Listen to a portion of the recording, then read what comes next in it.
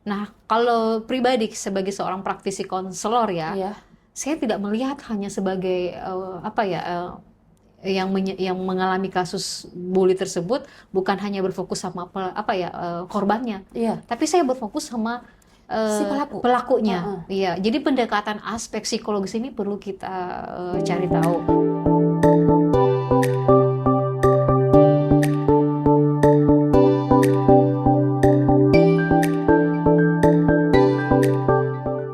Assalamualaikum warahmatullahi wabarakatuh. Waalaikumsalam warahmatullahi wabarakatuh. Kembali lagi pada podcast Majelis Tablik Pimpinan Wilayah Muhammadiyah Sulawesi Selatan, kolaborasi dengan Fakultas Ekonomi dan Bisnis Universitas Muhammadiyah Makassar. Kembali bersama saya, Darnawati Rajab, dan tetap didampingi oleh narasumber kita yang paling kece, paling lembut menurut saya, Masya Allah. Ibu Dr. Basil Beulur. Terima kasih. Bunda, gimana kabarnya hari ini? Alhamdulillah sehat. Dek Darna gimana? Alhamdulillah sehat juga, Bunda. Nah, baik Bunda, pada topik podcast kita kali ini, kita mungkin akan sedikit membahas terkait dengan keresahan emak-emak. Iya, keresahan orang tua lah secara umum, dan keresahan masyarakat juga sih sebenarnya terkait dengan perilaku atau tindakan bullying. Iya, masyarakat sudah tahu bahwa bullying itu adalah sikap di mana ada penyimpangan perilaku ya. Yeah. Karena pasti orang-orang yang memiliki perilaku bullying ini dan orang-orang yang mendapatkan perilaku bullying ini itu dampaknya negatif. Itu yang terbaca di masyarakat. Dan ini adalah keresahan, kalau menurut saya keresahan umum. Ya, dan ini tidak hanya terjadi di beberapa tempat, tetapi hampir semua tempat, di semua lingkungan masyarakat Bukan hanya kita. sekolah ya, Iya, lingkungan pekerjaan betul, juga. lingkungan pekerjaan, dan bukan hanya anak-anak, Bunda. Bahkan ada orang tua pun yang sekalian terdampak dari perilaku bullying ini.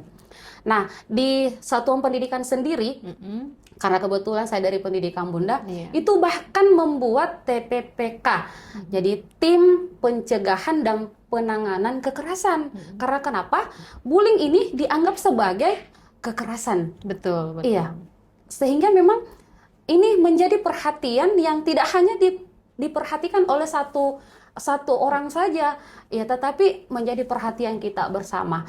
Nah, kira-kira menurut Bunda, bagaimana sih sebenarnya hal ini bisa terjadi, perilaku bullying ini bisa terjadi dan dilakukan oleh misalnya bahkan anak yang kecil? Iya, silakan Bunda. Iya, kalau kita bahas tentang kasus bully, tentu saya namanya kita ya biasa sudah pernah mengalami. Iya, betul Bunda. Iya, Dek Dana pasti Iya, sudah pernah ngalamin. pernah Gimana banget, perasaannya? Bunda. Tidak Aduh, nyaman iya. ya? Iya. Tidak nyaman sekali. Saya pribadi pernah, dan juga anak-anak saya juga pernah, dan bagaimana saya mengantisipasi dan bagaimana saya menyelesaikan itu. Karena saya pikir kasus bullying tidak bisa dibiarkan. Iya. Nggak bisa dibiarkan. Kita harus respon itu secara secara bijak juga ya. Iya, betul. Karena ini kita bicara yang di sekolah aja dulu ya, anak-anak. Kita bukan hanya melihat bahwa orang yang kadang-kadang orang yang jadi korban itu kita merasa empati. Dan kita menjas negatif pada pelakunya. Nah, kalau pribadi sebagai seorang praktisi konselor ya, saya tidak melihat hanya sebagai yang mengalami kasus bully tersebut bukan hanya berfokus sama korbannya, tapi saya berfokus sama si pelakunya. Iya, jadi pendekatan aspek psikologis ini perlu kita cari tahu. Contoh ya, ini saya langsung ke kasus saja ya. Betul. Nah, kemarin tuh anak saya, ini kan biasanya rajin tuh ke sekolah. Iya. 1 minggu ini saya lihat dia ada perubahan sikap gitu. Saya bilang ini namanya kita orang kan tahu kan, ini perubahan sikap. Dibilang besok selalu bilang, Bu, bisa enggak saya tidak mau sekolah? Bilang ini, tapi setiap hari selalu, tapi saya tetap bilang kamu harus sekolah. Naluri gitu sebagai orang tua, kayaknya ini anak enggak ke sekolah deh. Karena saya lihat dari catatannya gitu kan tidak lengkap ya, tidak maksudnya masih dari hari ke hari kok begitu. kemudian dia lebih cepat pulang dari biasanya iya dari jam dari waktu teman-temannya. pulang. Cuman ada bukti gitu. Iya, betul. Nanti apa ya Bang loh, Allah sempat bertanya ini kenapa ya anak saya itu berubah seperti ini. Jadi itu ada namanya, kita juga kan mengajar, Iya. tapi tetap juga memperhatikan. Iya. Akhirnya ketahuan anak ini ternyata tidak masuk sekolah. Saya tidak betul. masuk sekolah. Itu ketahuan dari didapat sama adiknya. Sepedanya didapat tapi orangnya enggak ada. Ternyata dia sembunyi di semak belukar. Iya, iya, iya. Bilang ibu gitu ya, adiknya lapor. Nah, saya datang, saya enggak langsung marahi dulu. Iya. Ya saya tanya kenapa. Ya, ibu ini udah curiga, kayaknya dia ceritakan. Iya. Dia cerita, tapi satu dia bilang, ibu saya cerita, tapi dengan syarat ibu enggak boleh pergi sekolah. Dia sudah tahu karakter saya, karena ke adik-adiknya begitu kan. Kalau yang saya pasti ke sekolah, tapi saya tanya baik-baik. Saya bilang, kenapa ibu enggak perlu ke sekolah? Nanti saya akan tidak didiamkan ya namanya, di boikot bicara tidak ditemani, tidak diajak. Bilang tambah dia saya Bu, tidak diajak ngomong gitu. Tambah dikucilkan. Iya. Tapi saya bilang enggak begini kalau solusinya ibu. Kamu tahu kan cara ibu solusi? Ibu datangi kan bukan marahi orang itu. Iya, tapi nanti dibilang saya Bu jadi anak pelapor, cemen dan sebagainya. Nah, kalimat maksudnya pelebelan dari teman-temannya itu yang dia khawatirkan. Jadi dia tanggung sendiri, dia milih tidak sekolah. Tapi saya bilang katanya gini, sebenarnya yang bikin kamu tidak sekolah apa sih, Nak? Gitu.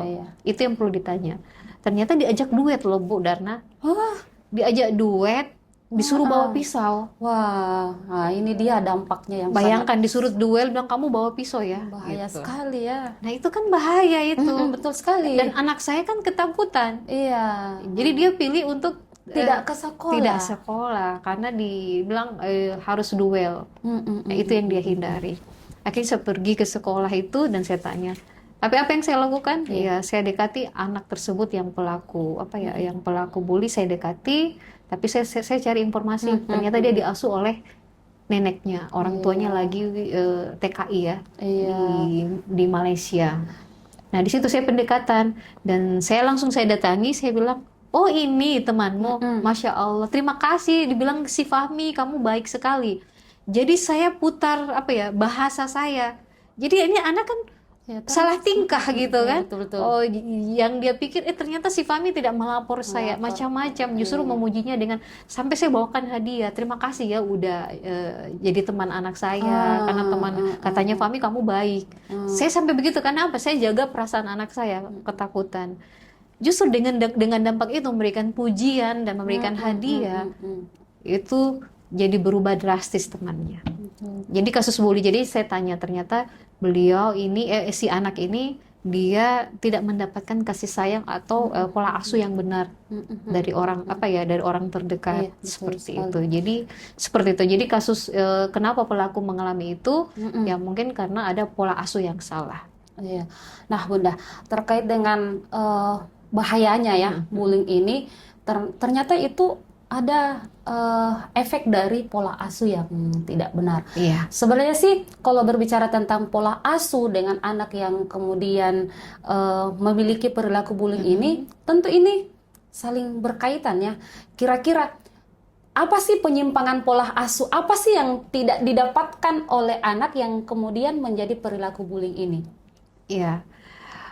Ini sangat berpengaruh juga dengan karakter, berpengaruh juga dengan pola asuh ya. Jadi kalau pola asuh yang tidak baik dengan dikuat dengan karakter juga anak yang salah, ya udah jadi ini anak jadi tumbuh dengan psikis atau mental yang buruk.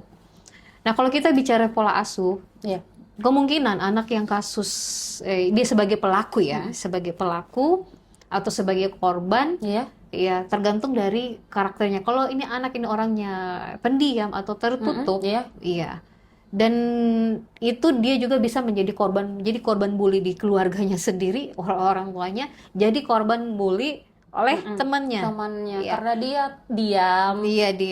Dia orang yang pasrah, yang tidak dianggap tidak bisa berbuat apa-apa, tidak bisa melawan, karena memang di lingkungan keluarga seperti itu juga gitu kan, tidak diberikan. Jadi biasanya pola asuh itu berarti orang tua yang otoriter. Oh, Ya, itu otoriter. dia. Jadi dampaknya anak tidak tumbuh jadi orang yang percaya diri. Iya, betul sekali. Seperti itu. Nah, kalau anak ini diasuh dengan orang tua yang otoriter dan anak ini memiliki karakter yang kolerik istilahnya Iya. itu yang cukup ego ya. Iya. Kolerik itu dia terkesan dengan orang yang memiliki ego yang tinggi. Iya. Tapi dia orang yang cepat mengambil keputusan. Hmm. Jadi kalau yang pola asuhnya negatif, anak ini akan tumbuh menjadi karakter yang negatif. Negatif juga. Sebenarnya orang kolerik ini positifnya dia seorang pemimpin. Hmm. Dia cepat mengambil keputusan, Iya, betul. dia antusias. Hmm. Coba kalau karena Tapi sisi egoisnya. iya, egoisnya ini karena diasuh juga ada pola Iya, asuh yang salah. yang salah. Yang menonjol itu bukan yang positifnya, negatifnya. Iya. Iya. Dan orang tua yang dengan pola asuh yang otoriter dan anak ini kan secara otoritas dia kan di bawah. Jadi meskipun dia memiliki sifat ego yang tinggi, Iya, secara fisik, secara Iya, otoritas masih dia masih di level bawah. masih lebih kecil. Iya, menganggap lebih dirinya iya. kecil. Paling dia mau menjadi orang yang membentak, Iya. mungkin suka membantah, melawan, ya. Tapi kalau orang tuanya lebih keras, mungkin Iya. dia jadi korban apa? Dipukul, dihukum dan sebagainya. Dan tidak memiliki ruang itu untuk membela diri. Nah, di sekolah dia dapat anak yang pragmatis. Iya, anak-anak yang lemah. Nah, dia merasa di sini Tempatnya dia melampiaskan iya, dan dia karakter itunya. betul sekali. Dan dia sudah mendapat contoh, dia sudah mendapat role model bagaimana dari pola asuh. bagaimana membuli, bagaimana memukul. Betul Di mana dia sekali. dapat? Ya, anak kan suka meniru. Jadi itu pola asuh. Jadi pola asuh ini sangat berpengaruh karena anak sangat merekam dan dia menyimpan di memori jangka panjang. Betul sekali. Dia akan proyeksikan. Jadi kita akan melihat anak kita itu nakal di usia anak 7 sampai 14 tahun. Kalau kita melihat dia nakal atau tidak ya, karena dia memproyeksikan apa yang dia simpan. Kalau dia simpan, anggaplah ya, anak sering melihat orang tua sering memukul, sering bertengkar, sering saling menghina antara orang-orang tuanya. Dia akan proyeksikan itu, dia akan contohkan itu di lingkungan yang mana dia bisa, dia bisa merasa dirinya di atas. Betul, paling tidak di adik-adiknya, sepupu-sepupunya itu skala lebih lingkungan kecil. Tapi kalau sudah di sekolah, anak-anak itu makanya sering dapat SP. Surat panggilan, surat peringatan, betul. Ini pola asuh. Jadi ternyata bullying ini memang tidak salah, ini memang menjadi perhatian khusus bagi semua kalangan, bahkan praktisi pendidikan, karena ya tidak sesimpel bahwa kalau anak-anak itu berkelahi ya itu biasa, ya kan mereka bertengkar itu biasa. Orang kan berpikir begitu, anak-anak bertengkar itu biasa. Kita menganggap bahwa perilaku-perilaku itu adalah simpel sekali. Dianggap yang lumrah biasa jadi saja. Padahal ketika itu dibiarkan, dan itu adalah sebuah dampak dari pola asuh yang kurang tepat. Dan itu akan tumbuh menjadi karakter yang tidak baik, bahkan negatif di masa-masa yang akan datangnya. Kan berkelanjutan kalau kita tidak betul, kita tidak antisipasi sebelumnya, Bunda ya. Jadi memang bullying ini tidak sesimpel yang kita pikirkan ya. Ternyata memang sangat berkelanjutan, mulai dari pola asuh, kemudian bagaimana menumbuhkan karakter anak, kemudian bagaimana mereka hidup di lingkungan mereka. Nah, ada pertanyaan menarik Bunda yang ingin saya sampaikan, bahwa seperti ini, misalnya kalau mereka memang tumbuh dan lahir dari keluarga yang pola asuhnya itu kurang tepat, tentu akan melahirkan anak yang mungkin akan berperilaku ya bullying lah misalnya, dan itu akan memiliki korban di luar. Ada nggak sih cara Bunda untuk mengantisipasi kalau misalnya anak ini sudah terlanjur seperti itu? Bisa nggak kita arahkan kembali sehingga mereka tidak memiliki karakter atau tidak lagi melakukan perilaku-perilaku bullying itu kepada korban-korban mereka itu? Iya, sangat bisa. Ketika lingkungan juga ikut berpartisipasi, peduli. Betul. Malah justru yang menyedihkan itu ketika ada kasus seperti itu, ya tadi dibilang guru anggap itu hal biasa, sepele dan sebagainya. Mereka tidak melihat korban ini mengalami trauma, gitu kan? Betul sehingga sekali. tidak ada komunikasi kelanjutan kepada orang tuanya, Tidak ada penanganan dan sebagainya. Akhirnya nanti ketika sudah pada situasi yang ekstrim, berbahaya sudah sampai ke fisik, baru ya panik. Iya, sudah apa ya, jadi korban kan. Kasus bully itu kan ada yang verbal, iya betul sekali, ada yang fisik, ya ada yang sosial. Nah kalau yang sudah fisik ini kan sudah bahaya kan. Nah ini nanti yang sudah fisik baru itu ditangani. Sudah luka, baru, sudah ada korban, baru prihatin. Iya, prihatin. Kalau masih berkelahi, biasa-biasa. Nanti kalau sudah ada yang berdarah itu, ya baru ditangani. Kan kalau sudah berkelahi itu sudah parah. Kalau sudah berkelahi, guru harus segera menangani dan selesaikan akar masalahnya. Iya, betul. Kenapa bertengkar? Siapa yang memulai? Dan kebanyakan juga para guru itu melihat biasanya itu di ujung masalah, bukan di awal masalah. Di awalnya prosesnya. Prosesnya seperti itu. Itu kebanyakan karena tidak mau apa ya? Kalau dicari sampai ke akar masalahnya, waktu mungkin makan apa ya sudah, mana ini yang dilihat yang memukul, padahal ini yang mesti memukul dia hanya menjaga diri, anggap ya menjaga diri. Ini kan ada orang yang berkelahi, kayak asalnya dia yang jadi korban, cuma diajari sama orang tuanya, kamu harus membela kan, membela diri. Dilihatlah sama gurunya berkelahi, tapi pas dia yang lagi memukul, biasanya gurunya datang menghukum orang yang dia lihat.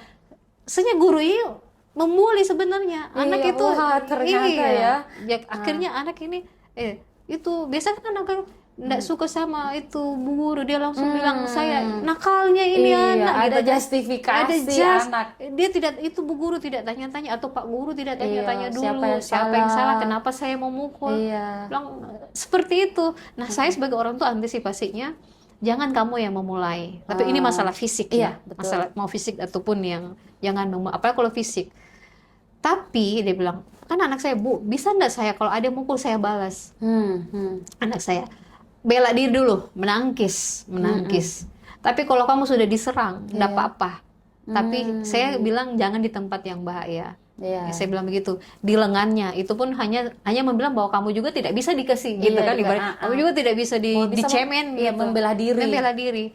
Ketika saya ternyata itu dampaknya luar biasa, mereka tidak berani. Ketika awal-awalnya kan saya bilang jangan berkelahi, hindari dan sebagainya. Justru anak itu merasa semakin diintimidasi, dilemahkan. Akhirnya dia bilang, mereka izin sama saya, bilang, Bu, bisa enggak bela diri?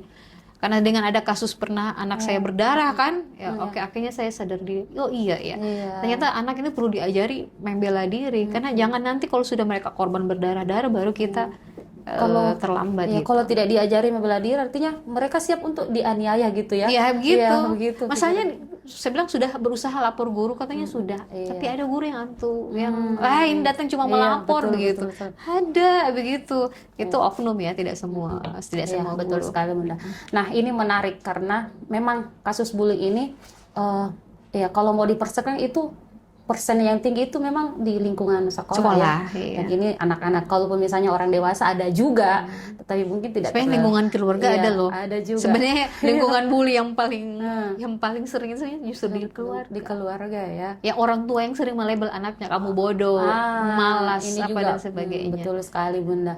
Menurut saya sih, jadi misalnya memang penting nggak sih setiap orang tua itu untuk mereka melakukan sebuah konseling kepada orang yang tepat atau orang yang paham terkait dengan perilaku-perilaku yang menyimpang ini, ya misalnya bullying apa dan sebagainya, kepada konselor kah atau kepada psikolog kah, untuk kemudian mendiskusikan apa-apa. Misalnya seorang guru lah, perlu nggak sih guru ini mendapatkan ilmu bagaimana mencegah dan menangani ketika terjadi kasus bully di sekolah kepada konselor atau psikolog? Sangat penting kalau menurut saya ya.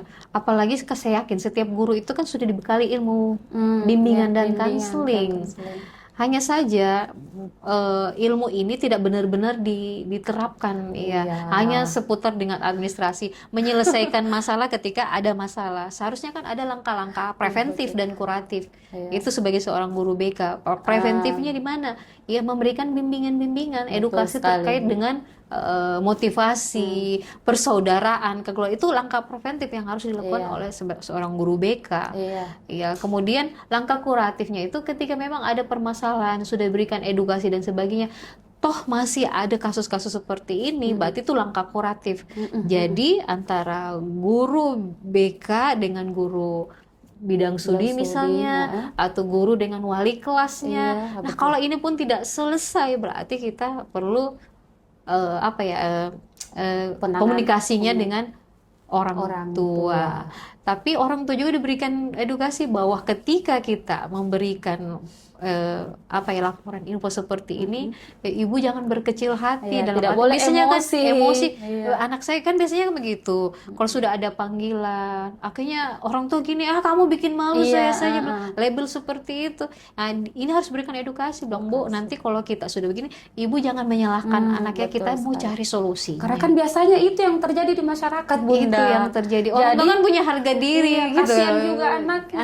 Akhirnya ke anaknya lagi. Kita mau menyelesaikan anaknya di sekolah, tapi justru anak dapat lagi bikin dari malu. orang tuanya lagi. Orang tuanya lagi. Padahal kita memberikan support ini agar anak ini tidak mendapatkan label-label negatif, baik dari keluarga, dari sekolah, keluarganya, atau lingkungan, atau siapapun itu. Saya yakin tidak mau di label negatif. Saya yakin itu. Jadi mungkin ya pelabelan yang sering kita lontarkan ke anak-anak itu bisa menjadi pemantik mereka memiliki karakter-karakter yang bisa merubah mereka menjadi pelaku bullying. Dalam ilmu hipnosis, label-label kata-kata negatif itu kan terafirmasi. Kasar misalnya. Kamu kasar. Kok kamu kejam? Ada itu sering. Karena gini, di usia 0 sampai 7 tahun, di pola asuh dengan orang tua yang otoriter dan kasar suaranya, itu kan masa 7 tahun itu kan gerbang bawah sadar anak itu terbuka. Berarti memorinya anak itu menyimpan. Iya, udah siap terisi. Tapi yang diisi atau stimulusnya negatif. Akhirnya bayangkan itu kan, ini anak, mestinya dalam bahasa Makassar mungkin atau kamu bodoh, kamu malas dan sebagainya. Akhirnya tersimpan. Dan anak mengafirmasi, oh iya saya malas. Saya memang seperti itu. Iya, saya bodoh. Seperti itu. Jadi itu tertanam di bawah sadarnya tanpa dia sadar. Ingatnya tanpa dia sadar. Akhirnya nanti suatu saat muncul karakter itu pada usia 7 sampai 14 tahun. Karena mereka sudah mulai memproyeksikan apa yang tersimpan, yang dia dapat. Nanti 7 tahun itu kan masa usia sekolah SD ya. Lihat itu pada usia SD anak itu. Betul. Ya, usia SD itu kan kita sudah mulai muncul, kenapa ini anakku malas, kenapa nakal. Orang tua sadari dulu. Afirmasinya pada usia 07 tahun apa dulu? Apa yang dilakukan? Apa yang ditanam? Betul sekali. Nah, ternyata memang Bunda, persoalan bullying ini penanganannya harus kompleks ya. Betul. Itu tidak hanya menjadi tanggung jawab misalnya dinas penanganan kekerasan pemberdayaan perempuan anak, tetapi memang kompleks. Bukan hanya dinas-dinas terkait, bukan hanya penegak hukum ketika sudah terjadi kriminal di situ, tapi orang tua, lingkungan, praktisi pendidikan atau konselor dan psikolog itu sangat harus serius, bukan hanya sebatas kita perbincangkan diundang di seminar-seminar, tapi ketika ada di hadapan mata kita tahu ilmu itu, kita langsung praktekkan. Saya rasa perlu memang ini disosialisasikan ini terkait dengan penanganan dan pencegahan bullying ini, sehingga memang kalau perlu ada memang lembaga khusus. Ya enggak apa-apa, guru juga melakukan konseling kepada konselor. Bagaimana cara menangani anak saya yang seperti ini, dan saya rasa semoga saja ini harapan saya sebagai pendidik dan harapan kita bersama, semoga dunia pendidikan itu bisa terbuka pemikirannya dan memberikan layanan-layanan. Sekalipun tidak bisa dipungkiri bahwa memang saat ini mereka sudah melakukan hal yang terbaik, tapi perlu diseriusi lagi dan betul-betul konsentrasi kita, karena ini berkaitan dengan generasi kita di masa mendatang. Gimana baiknya generasi yang sehat itu, maka itulah akan menjadi generasi yang hebat di masa mendatang. Sepakat. Karena masalah itu sangat berpengaruh pada kinerja kita. Bayangkan kita kerja, tapi kita bawa masalah dari rumah, berpengaruh. Tidak fokus. Makanya memang para instansi kayaknya memang perlu ada layanan konseling. Nah, itu yang saya mau bilang, Bunda.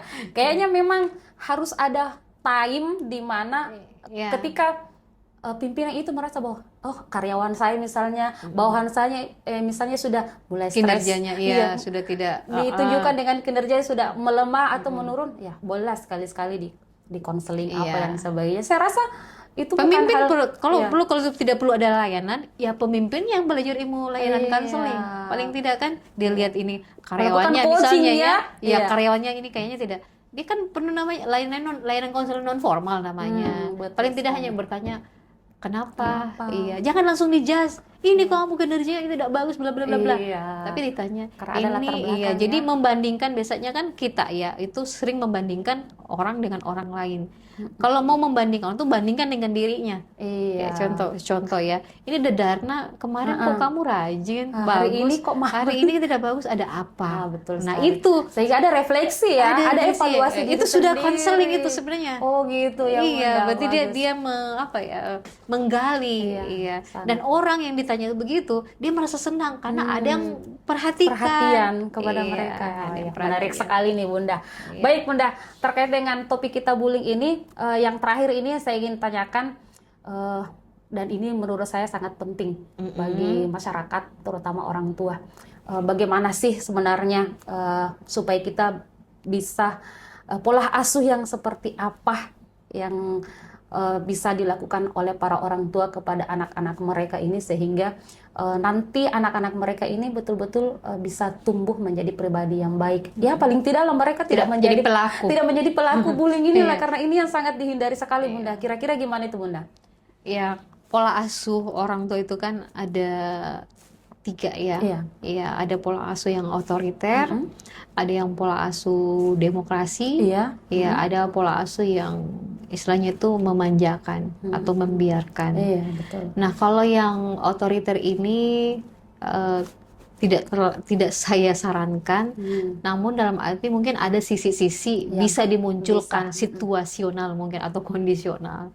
Begitupun dengan memanjakan atau membiarkan. Ada sisi-sisi kita melepaskan anak-anak kita perlu supaya mereka mandiri. Ada sisi-sisi juga memanjakan mereka ketika mereka mendapatkan sesuatu atau ada target-target yang reward kepada mereka, itu perlu memanjakan mereka. Namun yang paling penting ini adalah demokrasi. Artinya memberikan mereka ruang komunikasi. Jadi sering ajak-ajak bicara. Kemudian juga kita sering evaluasi juga sebagai orang tua. Kadang-kadang kan anak kan sebenarnya ada hal yang mereka tidak suka dari diri kita sebagai orang tua, tapi mereka tidak punya ruang komunikasi itu untuk mengungkapkan, ini loh yang saya tidak suka dari ibu, ini loh yang saya tidak suka dari ayah. Berikan ruang itu sehingga kita orang tua gitu itu belajar. Oh, ini yang kamu tidak suka, oke, ibu akan perbaiki. Seperti itu bukan menjatuhkan harga diri kita, tidak. Justru sebenarnya anak itu dia memperlihatkan yang apa yang sebenarnya memang yang tanpa tidak sadari itu tidak baik. Mungkin kita menjudge mereka. Misalnya kan anak-anak saya tanya, gimana ibu, apa yang kamu tuh? Ibu biasanya langsung menjudge, maksudnya langsung bilang ini yang salah, padahal bukan saya. Kebanyakan kita selalu sering menyalahkan si kakak daripada si adik. Nah, itu yang sering keluhan mereka. Itu tidak benar juga. Tidak benar. Itu yang sering, yang itu saya perbaiki. Kadang-kadang juga kebablasan. Meskipun saya seorang praktisi atau belajar ilmu parenting, manusiawi, tapi selalu ada dengan kata maaf ketika kita kebablasan. Betul sekali. Itu budaya maaf itu. Tidak boleh jaim. Baik Bunda, ternyata pembahasan pada topik bullying ini sangat menarik sekali dan masih panjang sekali sebenarnya pembahasannya. Kalau waktu kita 20 menit ini sangat pendek. Tapi apa jualah daya kita, waktu kita membatasi, mungkin di lain kesempatan kita bisa bahas kembali. Sebagai closing statement ini Bunda, yang terakhir sekali nih, saya minta kesediaan Bunda memberikan closing statement kepada kita semua terkait dengan perilaku bullying ini. Oke, baik.